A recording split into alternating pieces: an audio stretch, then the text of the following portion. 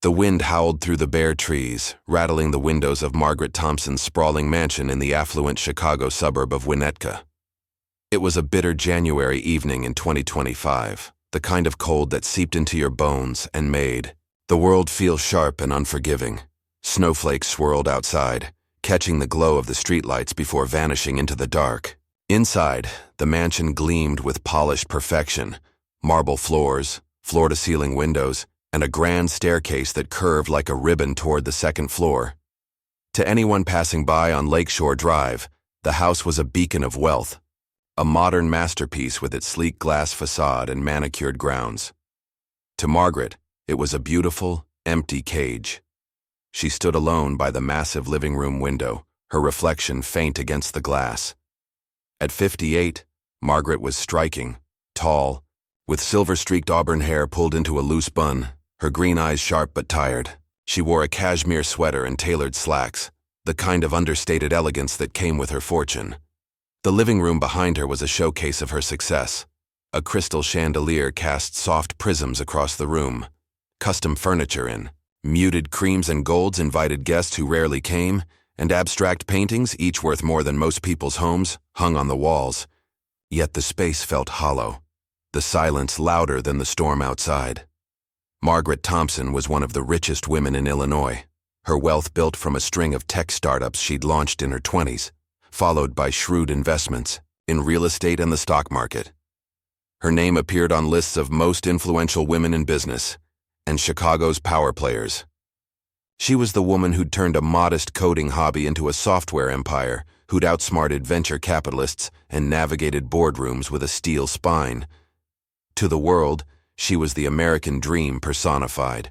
But to Margaret, success was a hollow trophy. Loneliness clung to her like frost on a windowpane, cold and unyielding. She pressed her fingertips to the glass, watching the snow pile up on the lawn, her breath fogged briefly before fading. 25 years ago, her life had been different. Not perfect, but full. Full of laughter, small hands tugging at her sleeve, and a little boy's voice calling her Mommy. Daniel, her son. The memory of him was a wound that never healed, a pain that flared on nights like this when the world felt too quiet. He'd been 6 years old when he vanished, stolen from her in a single careless moment at a Chicago summer festival. She'd turned away for seconds, to buy him a balloon. And when she looked back, he was gone. The balloon floated, above the crowd, red and bobbing, but Daniel was nowhere. The police had come quickly. They searched the festival grounds, combed through the crowds, and questioned vendors. There were no witnesses, no security footage, no trace. Margaret had thrown everything into finding him: private investigators, media campaigns, rewards that climbed into the millions. She'd begged, sobbed, and raged, but the world offered only silence. As months turned to years, the leads dried up. Friends, family, even the detectives she'd hired gently urged her to move on. "You have to live, Margaret," they'd said, but how could she? A piece of her heart was missing, and no amount of money or success could fill the void. She turned from the window, her gaze drifting to a small silver frame on the mantel. It held a photo of Daniel, his gap-toothed grin bright against the backdrop of Lake Michigan. He'd been so small, with messy brown hair and eyes that sparkled with mischief. In the photo, he held a tiny bronze keychain engraved with his name, a gift she'd given him that summer. "So you'll always know who you are," she teased, clipping it to his backpack. She hadn't seen that keychain since the day he disappeared. The memory made her chest tighten and she looked away, swallowing the familiar ache. Margaret's life had become a fortress of routine. She buried herself in work, attending board meetings via video calls, reviewing contracts, and approving investments. Her company, Thompson Technologies, was a juggernaut now, its software powering everything from healthcare systems to smart cities. She had assistants, advisors, and a team of executives who hung on her every word. But at night, when the calls ended and the emails stopped, she was alone. She'd tried therapy, charity galas, even brief flings in her younger years, but nothing filled the emptiness. Happiness, she'd learned, wasn't something you could buy or build. It slipped through her fingers like the snow melting against the warm glass. Tonight, she'd planned to cook. A real meal, not the takeout she usually ordered. She'd bought groceries, fresh herbs, and a bottle of wine, determined to break the monotony. But exhaustion won, as it often did. She stood in her state-of-the-art kitchen, staring at a packet of instant ramen. It was pathetic, she knew, for a woman of her means to eat like a college student, but cooking for one felt pointless. She filled a pot with water, her movements mechanical when the phone rang, slicing through the quiet. "Margaret, if you keep hiding in that mansion, you'll turn into a ghost," came the warm, teasing voice of Laura Bennett, her oldest friend. Laura was a high school principal, grounded and kind, the only person who still checked in regularly. "I found this amazing diner in Lincoln Park. Cozy, great food, real people. Come out with me tonight. You need it." Margaret sighed, rubbing her temple. "Laura, I'm not really in the mood." "You're never in the mood," Laura countered, her tone gentle but firm. "I'm not taking no for an answer. I'll pick you up in an hour. Wear something warm. It's freezing out." "There." Margaret opened her mouth to protest, but Laura's stubbornness was a force of nature. "Fine," she said finally, a reluctant smile tugging at her lips. 1 hour. An hour later, Laura's SUV pulled into the circular driveway, headlights cutting through the snow. Margaret bundled into a wool coat and scarf, stepping into the cold. The wind bit at her cheeks as she slid into the passenger seat. Laura, with her curly blonde hair and infectious grin, reached over to squeeze her hand. "You look like you need a burger and some human company. Trust me, this place is special." They drove through Chicago's glittering streets, the city, alive despite the storm. Skyscrapers loomed against the night sky, their lights blurred by the falling snow. Laura navigated away from the bustling downtown, turning into a quiet alley in Lincoln Park. The diner, called Rosie's, looked unassuming from the outside. A brick building with a faded sign and frosted windows glowing with warm light. It wasn't the kind of place Margaret usually frequented, with her world of Michelin-starred restaurants and private chefs. But something about the golden glow felt inviting, like a beacon in the cold. Inside, the diner was a haven of warmth. The air smelled of fresh coffee, sizzling bacon, and something sweet. Pancakes, maybe. The walls were lined with Polaroids and handwritten notes from customers, pinned up like a patchwork quilt of memories. Each table had a small vase with a single daisy, simple but charming. A jukebox in the corner played soft jazz, blending with the hum of conversation. It wasn't loud, just alive, the kind of place where strangers smiled at each other. Margaret felt a pang of unease. She was out of place here, a woman used to boardrooms and solitude. But Laura's enthusiasm was contagious. "This is the spot I told you about," Laura said, grinning as she led Margaret to a booth by the window. "Best comfort food in Chicago. You'll see." A server brought water and menus, and Margaret glanced around, taking in the crowd. Families laughed over plates of fries, an elderly couple shared a milkshake, and a group of college students debated something with animated gestures. It was so different from her quiet mansion, where the only sounds were her own footsteps. Her eyes drifted to a waiter moving between tables, his tray balanced with ease. He was young, maybe in his late 20s, with dark hair and a genuine smile that lit up his face. His name tag read, Michael. He stopped at a nearby table, chatting with an older woman who laughed at something he said. His warmth was magnetic, the kind that made people feel seen. Margaret watched him, a strange pull in her chest. There was something familiar about the way he moved, the tilt of his head. She shook it off. Grief played tricks like that, making her see Daniel in every young man with brown hair. She turned back to the menu, trying to focus, but her gaze wandered to Michael again. That's when she saw it, a small bronze keychain dangling from his belt loop, catching the light as he moved. Her heart stuttered. It was shaped like a star, with an engraving she couldn't read from this distance, but it looked exactly like the one she'd given Daniel all those years ago. Her breath caught, her hands trembling as she gripped her water glass. No, she told herself. It's not possible. There were millions of keychains in the world, Countless trinkets that looked alike. But this one, it was so specific, so unique. She'd had it custom made for Daniel, engraved with his name in her own handwriting. She leaned forward, straining to see it better, her pulse loud in her ears. "Margaret, you okay?" Laura asked, noticing her friend's sudden stillness. Margaret blinked, forcing a smile. "Yeah, just distracted. This place is nice." Laura raised an eyebrow but didn't press.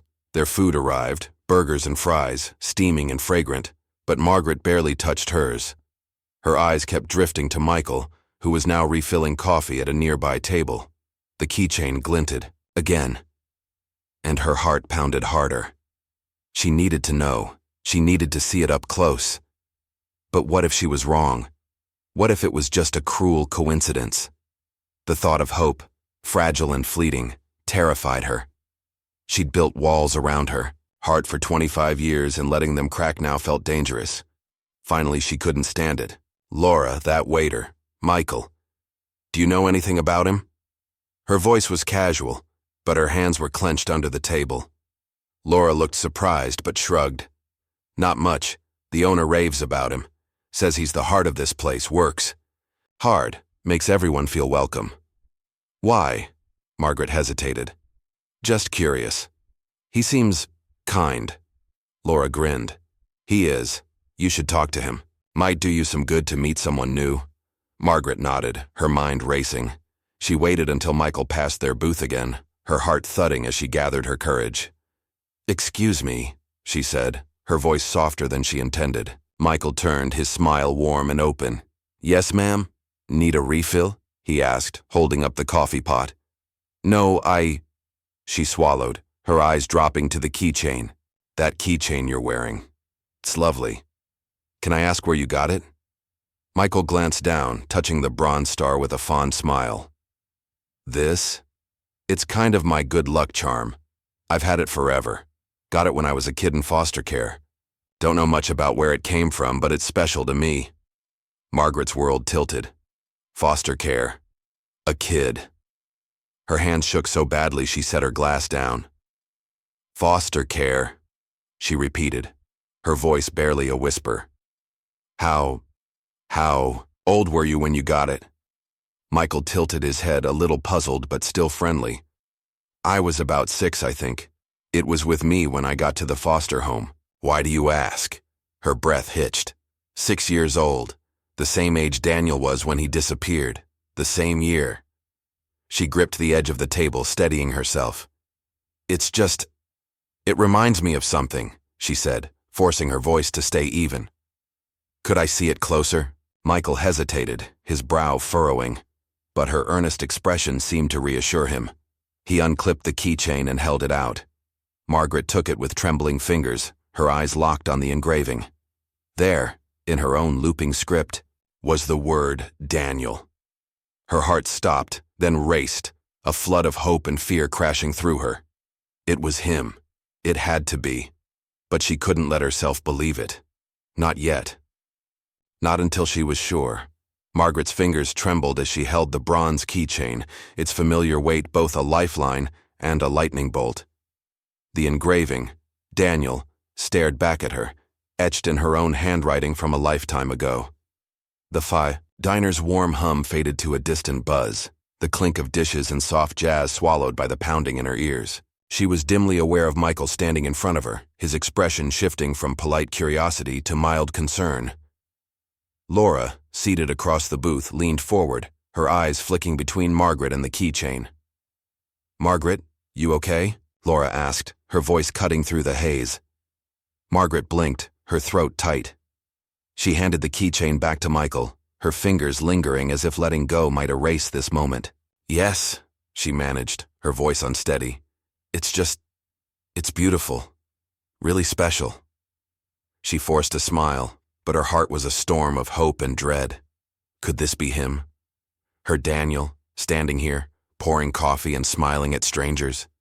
Or was it a cruel trick of fate, a coincidence that would shatter her all over again? Michael clipped the keychain back to his belt loop, his smile returning but tinged with confusion. Thanks. It's kind of all I have from before.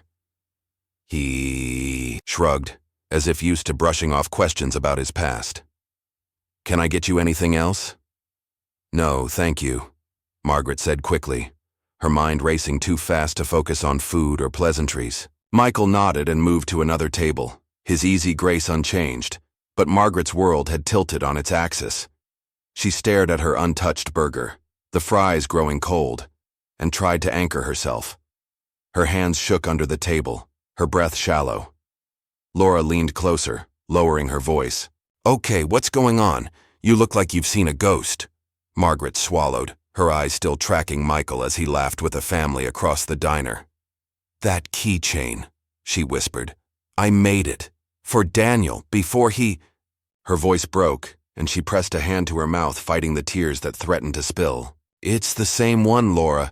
His name, my handwriting. I'd know it anywhere. Laura's eyes widened, her fork pausing halfway to her mouth. Wait, you're saying you think he could be Daniel? She glanced at Michael, then back at Margaret, her expression a mix of shock and caution. Margaret, I know how much you miss him, but that was 25 years ago. It could just be similar. A coincidence. It's not, Margaret said, her voice fierce despite its tremble. There was only one like it. I had it custom made. The star shape, the engraving. It's his. She gripped the edge of the table, her knuckles white. And he said he got it when he was 6, in foster care. That's when Daniel disappeared, Laura. The same year. Laura set her fork down, her face softening with worry. Okay, let's think this through. You're saying he might be your son? But how? There were no leads, no trace. You searched. For years. I know, Margaret said, her voice barely above a whisper. But what if he's been out there all this time? What if... She trailed off, unable to finish the thought. The idea was too big, too fragile. For 25 years she'd lived with the weight of not knowing, imagining Daniel lost, hurt, or worse. The thought that he might be alive, standing 10 feet away, was almost too much to bear. But so was the thought of being wrong. If she let herself hope and it wasn't him, the fall would break her. Laura reached across the table, squeezing Margaret's hand. Hey, breathe. You don't know anything for sure yet. Maybe there's an explanation. Maybe someone found the keychain or... I don't know. But you can't jump to conclusions. Margaret nodded, but her eyes were glued to Michael. He was wiping down a table now, chatting with a little girl who showed him a drawing she'd made on a napkin. His smile was so warm, so familiar, it made Margaret's chest ache. She remembered Daniel's laugh, the way he'd tug her hand to show her a bug he'd found or a picture he'd colored. Could that boy be this man? She wanted to run to him, to ask 1,000 questions, to hold him and never let go. But fear held her back. What if she scared him? What if he didn't believe her? What if she was wrong and the keychain was just a ghost from her past? She forced herself to take a sip of water, the cold grounding her. I need to know more, she said finally, her voice steadier. About him. Where he came from. What he knows about his past. Laura nodded, her expression serious. Okay, but go slow, Margaret. This is big. For you and for him. If he doesn't know his history, you dropping something like this could be a lot. Margaret knew Laura was right. She couldn't just walk up to a stranger and say, I think you're my son. She needed proof, something concrete, but every fiber of her being screamed that this was no coincidence. The keychain, the timing, the way Michael's smile tugged at her heart, it all felt too perfect, too real. They finished their meal, though Margaret barely ate. Laura kept the conversation light, talking about her students and the latest school fundraiser, but Margaret's mind was elsewhere. She watched Michael move through the diner, noting every detail, the way he tilted his head when he listened, the quick laugh that lit up his face, the ease with which he connected with everyone around him. Each moment felt like a puzzle piece clicking into place, but she couldn't let herself believe it yet. As they paid the bill, Margaret's resolve hardened. She needed to act, to find answers, but she had to be careful. She stood, smoothing her coat, and glanced at Laura. "Wait here a sec," she said quietly, her heart pounding like a drum. Laura raised an eyebrow but nodded. "Be gentle, okay?" Margaret approached Michael, who was stacking plates behind the counter. Her legs felt unsteady, her breath shallow, but she focused on the keychain glinting at his waist. "Excuse me, Michael," she said, her voice soft, but deliberate. "I hope this isn't too forward, but can I ask you something about that keychain?" He turned, his brown eyes warm and curious. "Sure, no problem. What's up?" She took a deep breath, choosing her words carefully. "You said it came from when you were in foster care. Do you know anything else about it? Or about your family before the foster home?" Michael's smile faltered, just for a moment, replaced by a flicker of something, sadness maybe, or uncertainty. He touched the keychain, his fingers tracing the star's edges. "Not really," he said, his voice quieter. "I was pretty young when I ended up in the system. They told me I was found wandering near a park, no ID, no parents. Just this keychain in a backpack. I don't even know who gave it to me. Could have been my mom or dad, I guess. I like to think it was someone who cared about me." Margaret's heart clenched. A park. Daniel had vanished at a festival near Grant Park. It wasn't proof, but it was another thread pulling her toward him. She wanted to tell him everything, about Daniel, about the keychain, about the years she'd spent searching, but the words stuck in her throat. Instead, she said, "It's a beautiful piece. It looks like it was made with love." Michael's smile returned, softer this time. "Yeah, that's what I like to think. Thanks for saying that." She nodded, her throat tight. "Thank you for sharing. I hope you don't mind me asking." "No worries at all," he said, his warmth unwavering. "You seem like you've got a story behind why you're so curious." He said it lightly, almost teasing, but his eyes held a question. Margaret managed a small laugh, deflecting. "Maybe I do. Have a good night, Michael." "You too," he said, turning back to his work. She walked back to Laura, her mind spinning. Every detail, his age, the foster care timeline, the park, the keychain, lined up too perfectly to be chance. But she needed more. She needed certainty. As they stepped into the snowy night, Laura linked arms with her, sensing her turmoil. "What now?" Laura asked, her voice gentle. "I need to know his birthday," Margaret said, her breath fogging, in the cold. "If it matches—" "I don't know, Laura. I need to know." Laura nodded, pulling her toward the car. "Then let's find out. But carefully, okay? You're not alone in this." The drive back to Winnetka was quiet, the snow falling thicker now, blanketing the city in white. Margaret stared out the window, her mind replaying Michael's words, his smile, the glint of that keychain. She felt alive in a way she hadn't in years, but terrified too. Hope was a dangerous thing, fragile as a snowflake, and she wasn't sure her heart could survive another loss. Over the next few days, Margaret couldn't shake Michael from her thoughts. She returned to Rosie's diner twice, alone, sitting, in a corner booth with a coffee she barely drank. She watched Michael work, noting every detail. The way he helped an elderly man with a cane to his seat, the way he knelt to talk to a shy toddler, the way his laugh carried across the room. Each moment felt like a memory she'd lost, a piece of Daniel she'd been searching for. But she kept her distance, afraid to push too hard, too fast. On her third visit, she brought a notebook, jotting down questions she wanted to ask, facts she needed to confirm. She learned from the diner's owner, a cheerful woman named Rosie, that Michael had been with them for 2 years, a favorite among staff and customers. "He's got a heart of gold," Rosie said, wiping down the counter. "Came from a tough background, but you'd never know it, always smiling." "Do you know anything about his past?" Margaret asked, keeping her tone casual. Where he grew up, or his birthday maybe? Rosie raised an eyebrow, but her smile stayed warm. Not much. He doesn't talk about it. I know he bounced around foster homes in Illinois, ended up here in Chicago. His birthday, I think it's in June. You'd have to ask him. June. Daniel's birthday was June 10th, 1994. Margaret's pulse quickened, but she thanked Rosie and retreated to her booth, her coffee growing cold. She needed to ask Michael directly, but every time she tried to approach him, her courage faltered. What if he thought she was crazy? What if he didn't want to know? She'd spent 25 years searching for her son. But what if he didn't want to be found?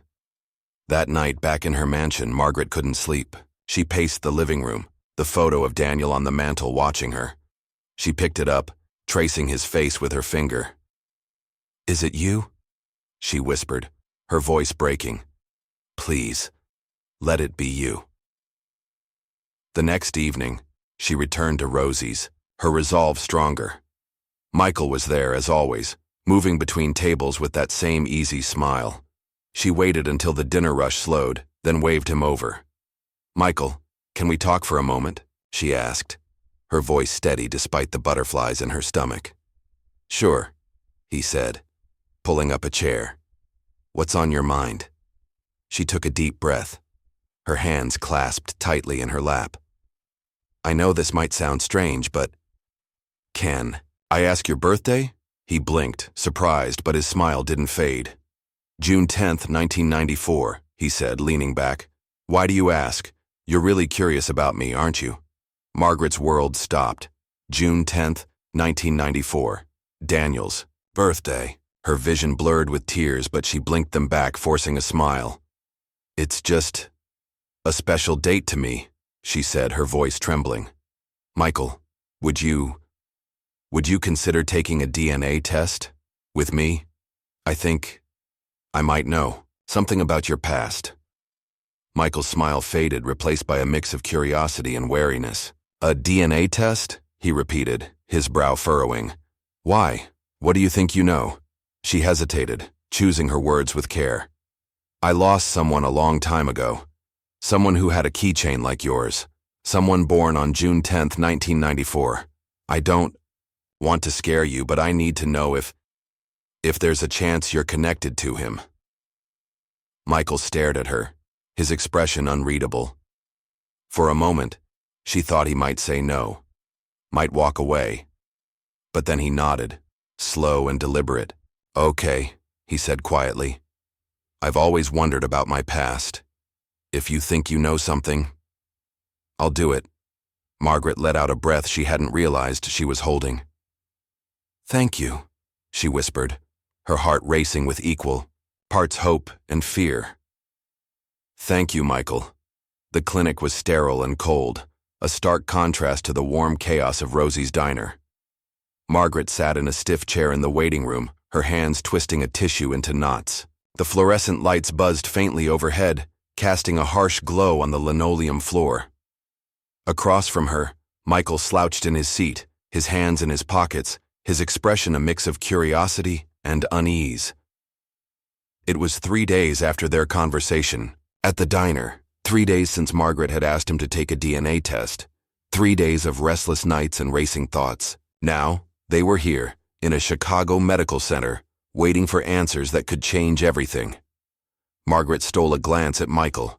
He was dressed simply, jeans, a flannel shirt, and a worn jacket, but the bronze keychain still hung from his belt loop, glinting under the lights. She wanted to memorize every detail of him. The way his dark hair fell across his forehead, the faint scar above his eyebrow, the way his fingers tapped a quiet rhythm on his knee. Was this her Daniel? The boy she'd lost at Grant Park, whose laughter still echoed in her dreams? Or was she chasing a ghost, setting herself up for another heartbreak? Michael caught her looking and offered a small, nervous smile. "This is kinda weird, huh?" he said, his voice light but strained. "Sitting here, waiting to find out if we're, I don't know, related or something." Margaret nodded, her throat tight. "It is," she said softly. "Thank you for doing this, Michael. I know it's a lot to ask." He shrugged. his eyes dropping to the floor. I've always wondered about my family, where I came from. If this gives me answers, it's worth a shot. He paused, then added, You seem like you've got a lot riding on this. That keychain really means something to you, doesn't it? She swallowed, her hands tightening on the tissue. It does. I gave one just like it to someone very special a long time ago. If it's the same one, it could mean... She trailed off, unable to finish. The words felt too big, too fragile to say out loud. Michael studied her, his brown eyes searching. You think I might be him, he said quietly. Not a question, but a statement. That's why you're doing this, right? Margaret's breath caught.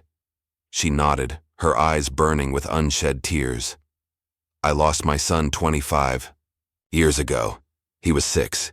His name was Daniel. That keychain, I made it for him. And your birthday, the foster care, the park. It all fits. I don't want to scare you, Michael, but I need to know. He leaned back, exhaling slowly. That's heavy, he said, his voice barely above a whisper. I don't remember much from when I was a kid, just bits and pieces. A park maybe, a red balloon. But it's all fuzzy, like a dream you can't hold on to. He shook his head. If you're right, I don't even know what that would mean. For me. For you. Margaret's heart ached at his words. A red balloon. She remembered it vividly. The bright red balloon she'd bought Daniel at the festival. The one that had floated above the crowd when he vanished. She wanted to reach for him, to tell him everything. But she held back. He was right. This was heavy for both of them. She needed to let the truth unfold at its own pace. Before she could respond, a nurse called their names. They followed her to a small office where a doctor waited, a manila envelope in his hands. Margaret's heart pounded so loudly she was sure everyone could hear it. The doctor, a middle-aged man with kind eyes, gestured for them to sit. We have the results, he said, his tone professional but gentle. I'll read them now if you're ready. Margaret nodded, her hands trembling so badly she tucked them under her thighs. Michael sat up straighter, his jaw tight. The doctor opened the envelope, his eyes scanning the page. The seconds stretched into eternity, each one heavier than the last. Margaret's mind raced with possibilities. Hope, fear, grief, joy, all colliding in a dizzying storm. Finally, the doctor looked up. With 99.99% certainty, he said, his voice steady, you are mother and son. The room spun. Margaret's breath stopped, her heart shattering and mending in the same instant. Tears spilled down her cheeks, hot and unstoppable. She pressed a hand to her chest, trying to anchor herself as 25 years of longing, guilt, and grief crashed over her.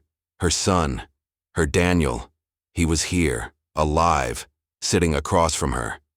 Michael sat frozen, his eyes wide, his breathing fast. Wait, he said, his voice hoarse. You're saying, she's my mom? He looked at Margaret, his expression a mix of shock and something softer, something like longing. The doctor nodded. The DNA match is conclusive. You share a direct maternal relationship. Margaret reached for Michael's hand, her fingers trembling. Daniel, she whispered, the name slipping out like a prayer. It's you. It's really you. Michael flinched at the name, his hand stiff in hers. I don't know what to say, he stammered. I mean, I'm Michael. I've always been Michael, but... He looked at the keychain, then back, at her, his eyes glistening. You're my mom? She nodded, tears streaming. I looked for you everywhere, she said, her voice breaking. I never stopped. I'm so sorry, my darling. I'm so sorry I lost you. Michael's breath hitched and he pulled his hand back, running it through his hair. This is a lot, he said, his voice shaking.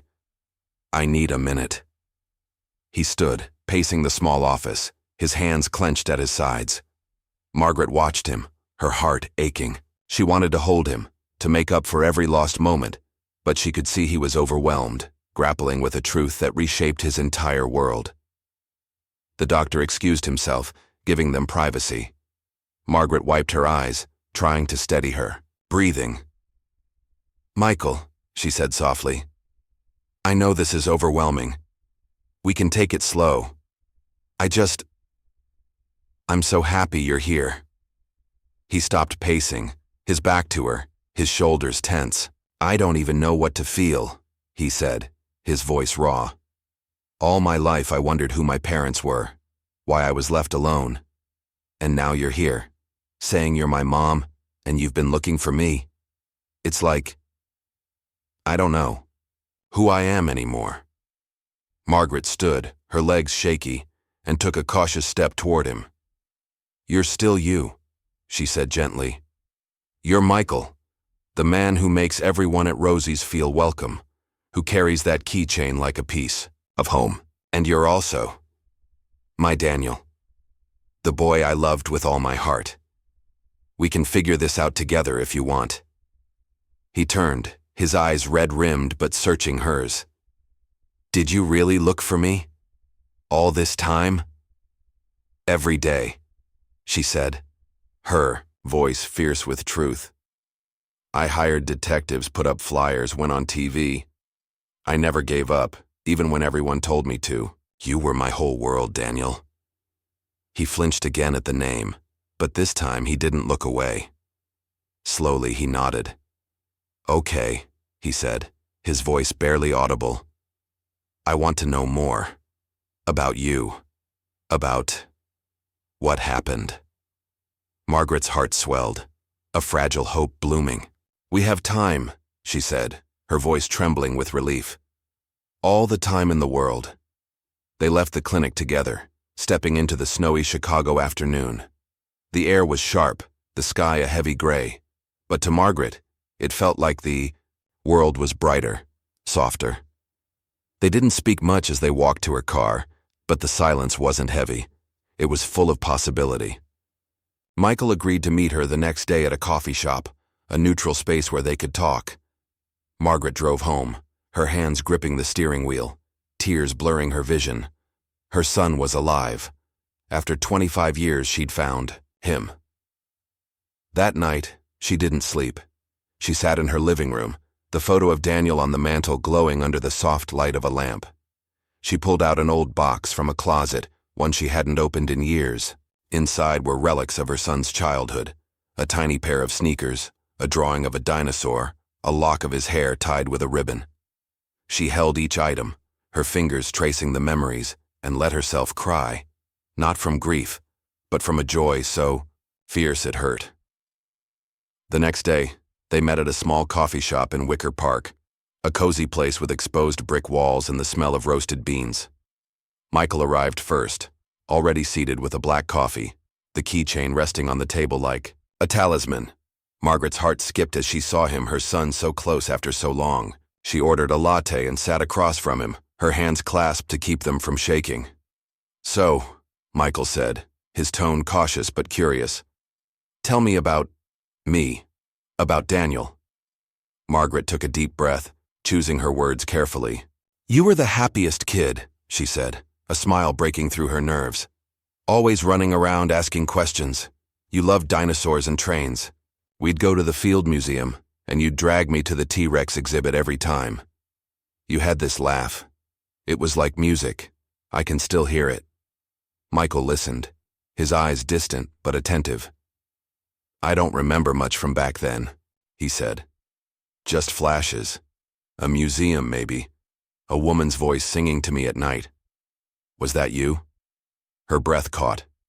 She'd sung to him every night, lullabies, silly made-up songs about stars and adventures.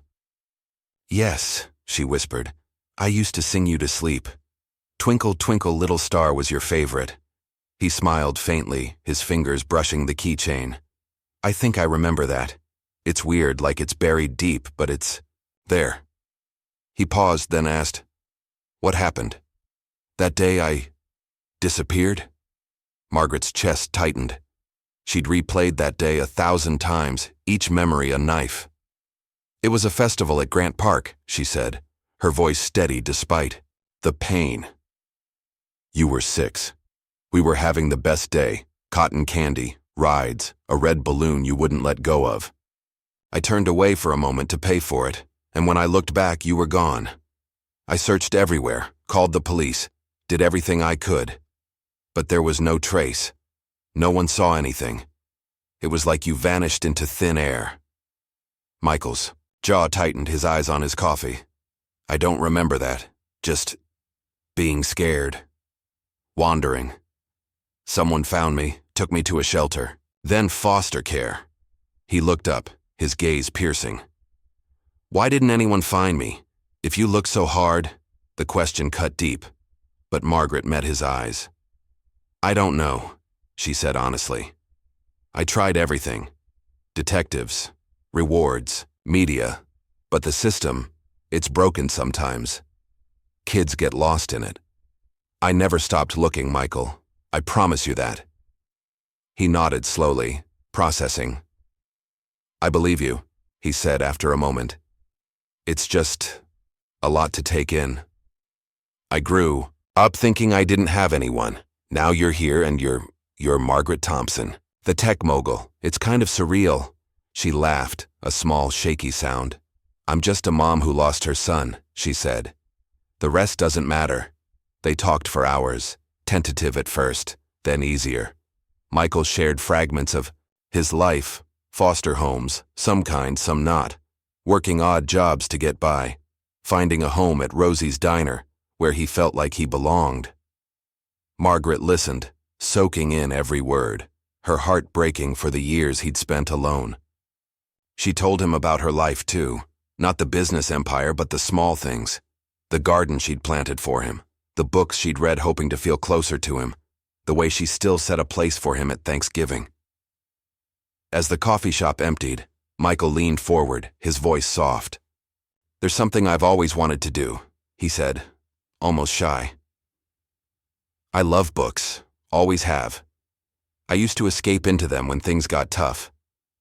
I've dreamed of opening a bookstore, not a big chain, but a small place where people can feel at home, you know?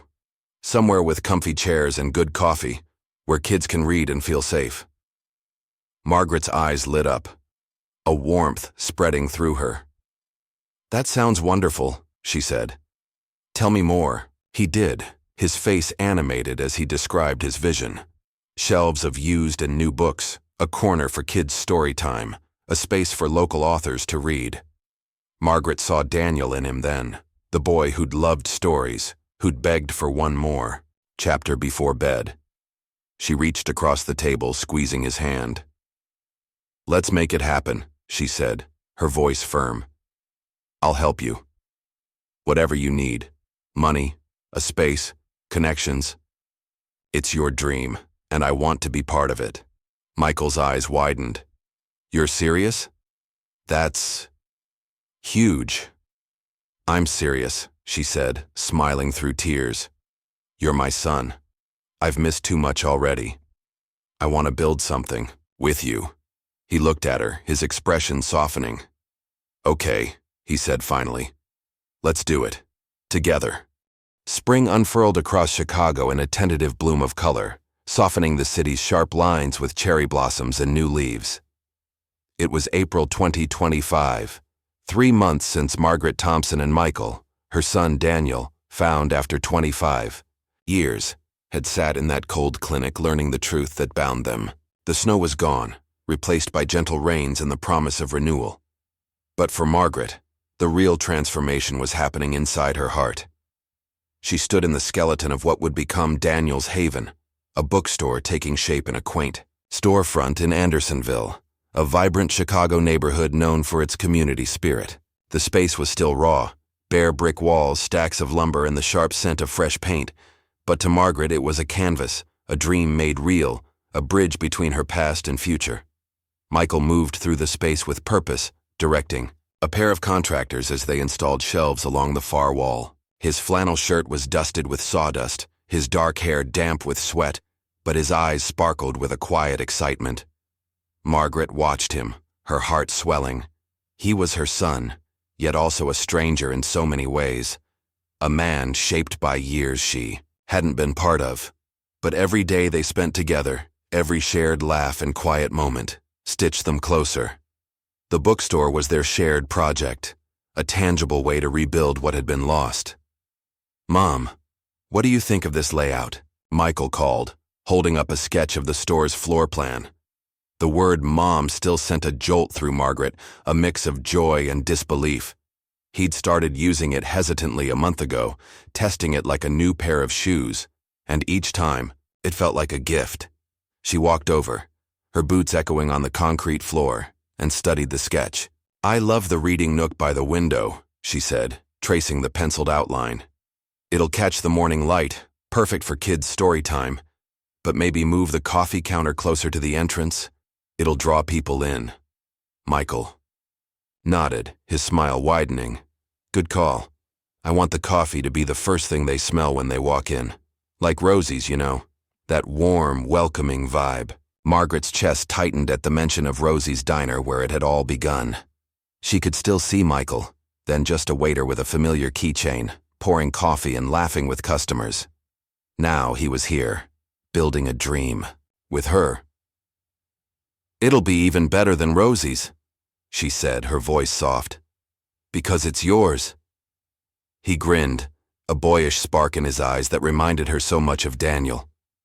"Ours," he corrected, nudging her shoulder. "You're the one footing the bill, remember?" She laughed, the sound lighter than it had been in years. Margaret had poured millions into her business empire, but funding Daniel's haven felt different, personal, meaningful. She'd bought the storefront outright, hired architects, and connected Michael with suppliers for books and furniture. But she was careful to let him lead. This was his vision, a cozy bookstore where people could escape, connect, and feel at home. Margaret handled the logistics, but the heart of it, the soul, was Michael's.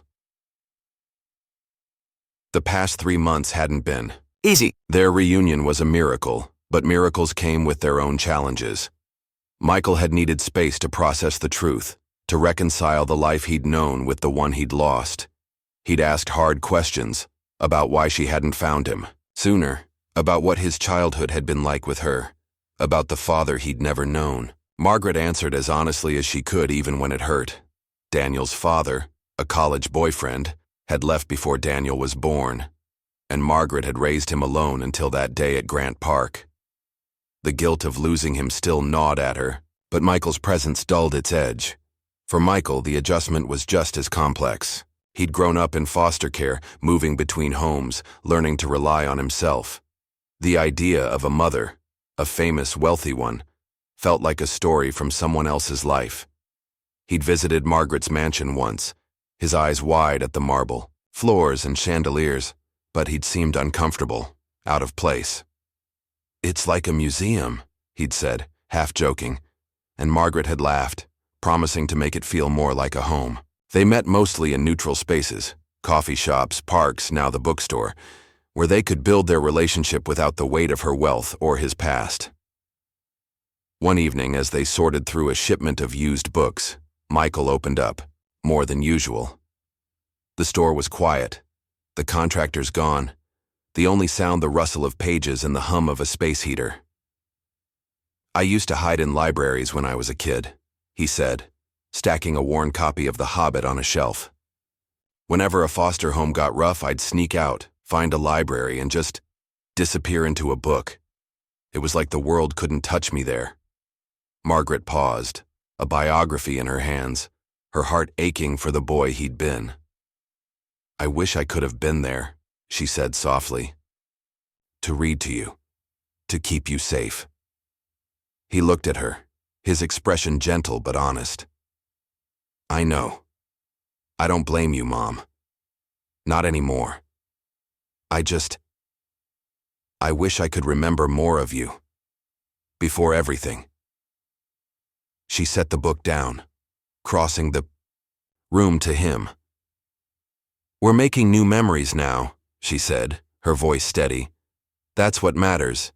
And this place," she gestured at the half-built bookstore, "this is part of it. A place for you, for us, for everyone who needs a safe haven." Michael nodded, his eyes bright. Yeah. I want it to be what I needed back then. A place where kids can feel like they belong, where anyone can walk in and feel seen. Margaret's throat tightened. She saw Daniel in him, the boy who'd loved stories, but also Michael, the man who'd survived, who'd turned pain into purpose. She hugged him, quick and fierce, and he hugged her back, his arms strong and real. It was a small moment, but it felt like a cornerstone, a foundation for everything to come. As spring turned to summer, Daniel's haven took shape. The brick walls were painted a warm cream, the shelves filled with books, classics, new releases, children's picture books with bright covers. Michael designed a kids' corner with beanbags and a mural of a starry sky, a nod to the lullabies Margaret had sung him. The coffee counter, built from reclaimed wood, offered pastries from a local bakery and coffee roasted in Chicago. Margaret hired a small staff, but Michael trained them, infusing the place with his warmth and vision. They hung a sign above the door, a simple wooden plaque carved with Daniel's Haven, and Margaret's eyes teared up every time she saw it. The week before the grand opening, Margaret and Michael sat on the floor of the bookstore, surrounded by boxes of bookmarks and flyers.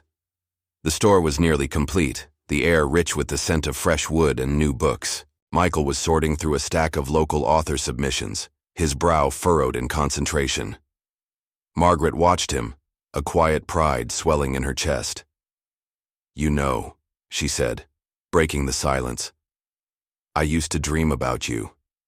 Every night, for years. You'd reach out and I'd try to grab your hand, but I'd always wake up before I could." Michael looked up, his expression softening. "That's heavy," he said, setting the papers down. "I had dreams too. Not clear ones, but a woman with red hair, singing. I think it was you." Margaret's breath caught. Her hair had been a brighter auburn when Daniel was small, before silver crept in. "Maybe it was," she said, her voice thick. "I'm here now, Michael, and I'm not going anywhere." He smiled, a real unguarded smile. "Good, because I'm kind of getting used to this mom thing."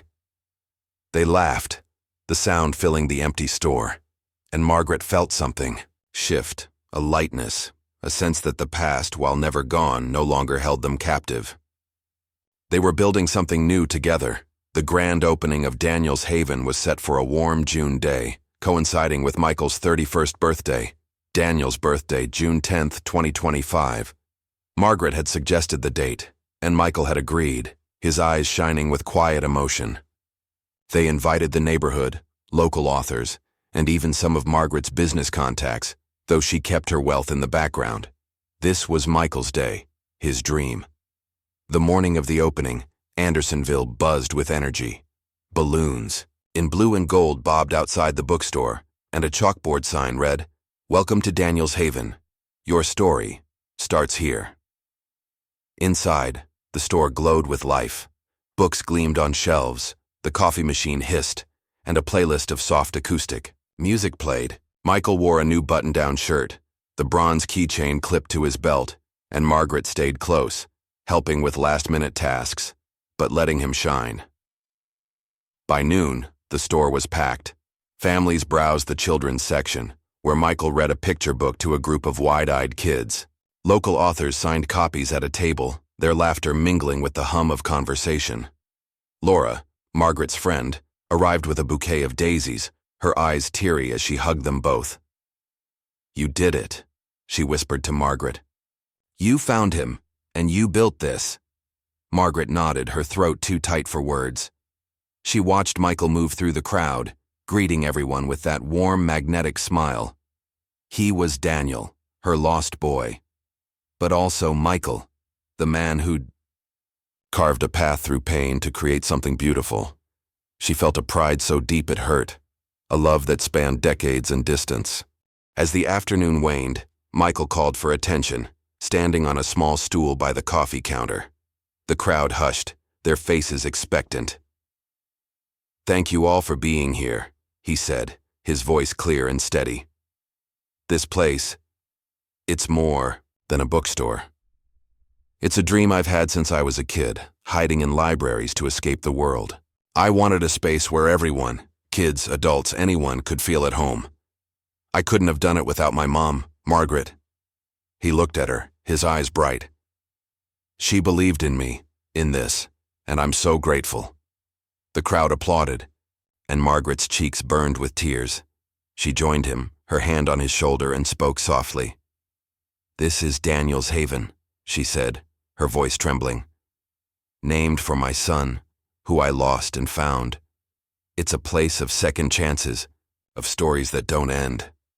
Thank you for being part of ours." The applause grew louder, and Michael pulled her into a hug, his arms tight. "Happy birthday, Mom," he whispered, and she laughed through her tears, holding him close. The rest of the day was a blur of laughter, book sales, and coffee refills. Daniel's Haven became an instant hit, its cozy vibe and Michael's warmth, drawing people in. Customers left notes on a bulletin board, sharing what the store meant to them, and Margaret read each one, her heart full. The story of their reunion spread quietly, whispered among neighbors, adding to the store's magic. That night, after the last customer left and the staff began cleaning up, Margaret and Michael stepped outside, the Chicago skyline glittering. In the distance, the air was warm, the stars faint but visible above the city lights. Michael leaned against the storefront, the Daniel's Haven sign glowing softly behind him. "Mom," he said, his voice quiet. "Do you think we'll really be happy now? After everything?" Margaret looked at him, her son, her miracle. She thought of the years of grief, the empty mansion, the dreams that had haunted her. Then she thought of today, the laughter, the books, the way Michael's smile lit up the room. She took his hand, her grip firm and warm. "Yes," she said, her voice steady. "Happiness isn't about what we lost, Michael. It's about what we build together. This," she gestured at the bookstore, the street, the sky. "This is ours, and it's just the beginning." He smiled, squeezing her hand. "Together," he echoed. Side by side, mother and son stood under the endless Chicago sky, the past a shadow they'd outrun, the future wide open with hope. Daniel's Haven glowed behind them, a beacon of stories, second chances, and a love that had found its way home.